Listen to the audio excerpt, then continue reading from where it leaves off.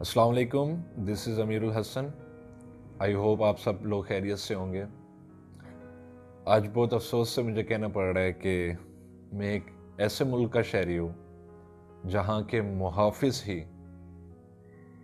कत्ल करने पर उतर चुके हैं।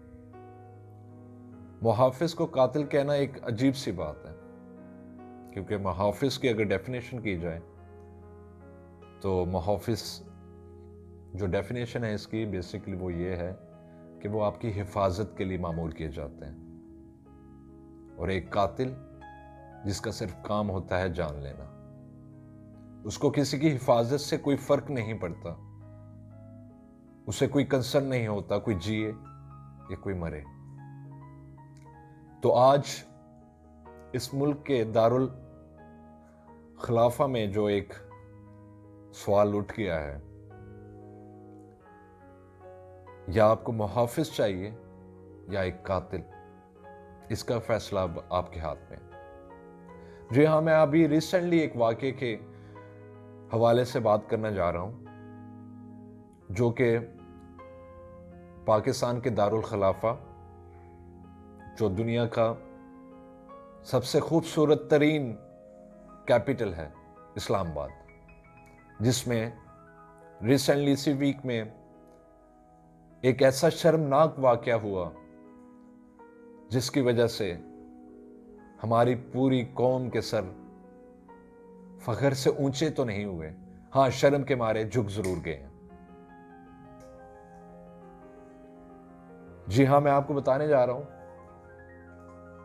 एक ऐसी हुकूमत के अंदर जो कि नौजवान नस्ल की हुकूमत थी, जिसने 22 साल जद्दोजहद की, और उसी हुकूमत के दौर में एक 22 साल लड़के को 22 गोलियों के साथ शहीद कर दिया गया। जी हां, मैं बात कर रहा हूं उसामा सत्ती की, जो अपनी फैमिली को सपोर्ट करने के लिए, स्टूडेंट रहते हुए अपनी फैमिली पर बर्डन ना बनने के लिए, वो अपनी प्राइवेट गाड़ी को एज अ क्रीम कैप्टन चलाया करते थे ताकि वो अपने अखराजात को खुद पूरा कर सकें। रात को जब वो एक जगह से अपने घर की तरफ वापस जा रहे थे, तो ठीक G10 मरकज के पास, जो जिस पुलिस स्टेशन के अंडर आता है, रमना थाना, उसकी हदूद में जब वो एक चौकी को क्रॉस कर रहे थे, और शायद देर होने की वजह से, क्योंकि हम जानते हैं कि जब भी हम किसी चौकी पर रुकते हैं, अपने मुहाफिज के पास जाते हैं, तो सबसे पहले हमें डर लग जाता है कि यहां हमारे साथ कोई ज्यादती ना कर दी जाए। और सबसे बड़ी ज्यादती तो ये होती है कि अगर किसी को जल्दी है जाने की घर पर, तो उसके वक्त का ज़िया किया जाता है, और उससे इस तरह की तफ्तीश की जाती है कि उसकी इज्जत नफ्स को मजरू कर दिया जाता है। यकीन माने, इस वाक़े के बाद न सिर्फ मैं, इस्लामाबाद में जितने नौजवान हैं और इसके मुल्हिका इलाके रावलपिंडी में जितने नौजवान हैं, सख्त खौफ और हरास में मुब्तला हैं। ऐसा क्या जुर्म कर दिया था, ऐसा क्या गुनाह कर दिया था जिसकी सजा मौत थी? ऐसा कौन सा जज मुकर्रर कर दिया गया था वहां कि जिसने सजाए मौत का ऐलान कर दिया? जब वो चौकी पर रुका ना, सिर्फ इस वजह से कि वो मुहाफिज कहीं उसके लिए वबाले जान ना बन जाएं और उसके वक्त का ज़िया ना कर दें, ताकि उसे घर पे जाके शर्मसारी का सामना ना करना पड़े कि इतना वक्त कहां लगा दिया, तो वो ना रुका और उसने गाड़ी चला दी, जिसकी वजह से हमारे मुहाफिजों को कातिल बनने पर मजबूर कर दिया गया। रिपोर्ट के मुताबिक कहा जाता है FIR दर्ज हो चुकी है, और रिपोर्ट के मुताबिक कहा जाता है जो एंटी टेररिस्ट स्क्वाड था, जो सा ATS के जो जितने भी एहलकार थे, उनका मौकफ ये है कि वो कह रहे हैं कि हमने गाड़ी को रोकने के लिए, उसके टायर्स को बर्स्ट करने के लिए हमने फायरिंग की, जबकि सवालिया निशान तो यहां भी लगा दिया गया कि हमारे जितने अहलकार हैं वो इतने नाअहल हैं हमारी पिछली हुकूमतों की तरह और हमारी मौजूदा हुकूमत की तरह कि उनके निशाने भी उनका साथ नहीं देते।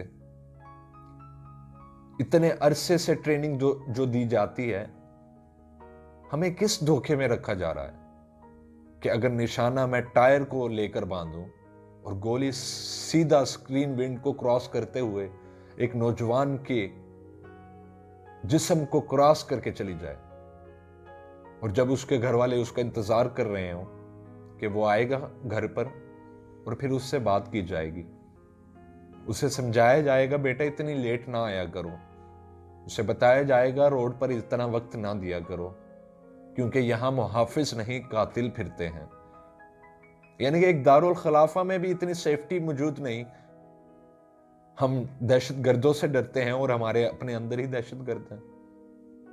ये सवालिया निशान उस अदारे पर है जो हमें कहता है कि हम आपके मुहाफिज हैं और हमारे निशाने इतने दागदार हैं और इतने एक्यूरेट हैं कि दुश्मन हमसे बचकर निकल नहीं सकता। उनका जोर एक गाड़ी के टायर पर नहीं चलता और एक नौजवान की जान ले लेते हैं। जी हां, उसामा सत्ती जो रात को घर वापस जा रहे थे और चौकी पर ना रुकने की वजह से किसने शूट ऑर्डर दिया, किसने कहा कि गाड़ी ना रोको और अगर काले शीशों वाली गाड़ी है वो ना रुके, उसे कर दीजिए। अगर ऐसा कोई वाकया हो भी तो सबसे पहले मुखबरी होती है, सबसे पहले देखा जाता है कि ऐसी कोई सिचुएशन पहले बनी तो नहीं जिसकी वजह से इसको रोका जाए, या ऐसे कोई उन तक कोई एविडेंस पहुंचा हो कि उन्हें पता चला हो कि रिसेंटली ऐसा कोई वाकया हुआ है जिसकी वजह से ये गाड़ी मशकूक है और इस गाड़ी को रोकना बहुत जरूरी है, चाहे जान भी क्यों ना ली जाए। यह बात तो मेरी समझ से बालातर है। आज इस मुल्क का हर नौजवान इस खौफ और हरास में है कि अगर वो चौकी पर नहीं रुकेगा तो उसे मार दिया जाएगा, और अगर रुकेगा तो उसकी इज्जत नफ्स को मजरूह कर दिया जाएगा, दुनिया के सामने, उसके घर वालों के सामने। मैं आपको अपनी एक स्टोरी सुनाता हूं कि जब मैं एक जगह से जा रहा था, इस्लामाबाद में एक चौकी पर रोका गया। उबर ड्राइवर के साथ था, उन्होंने उतार कर, क्योंकि दिसंबर चल रहा था, अपनी फाइल्स क्लोज करनी होते हैं और मैक्सिमम टारगेट्स अचीव करने होते हैं, तो उन्होंने उतार कर मेरी इस तरह तलाशी की जिस तरह मैंने कितना बड़ा जुर्म कर दिया है, और पूरी दुनिया के सामने मुझे नंगा कर दिया। जितने लोग गुजर रहे थे मेरे हाथ खड़े थे और मुझे ऐसे दिखाया जा रहा था कि मैं कितना बड़ा मुजरिम हूं। और इसी डर की वजह से शायद उसामा सत्ती ने गाड़ी को नहीं रोका। आपके पास कुछ हो तब भी आप मुजरिम हैं, और आपके पास कुछ ना हो तब भी आप मुजरिम हैं।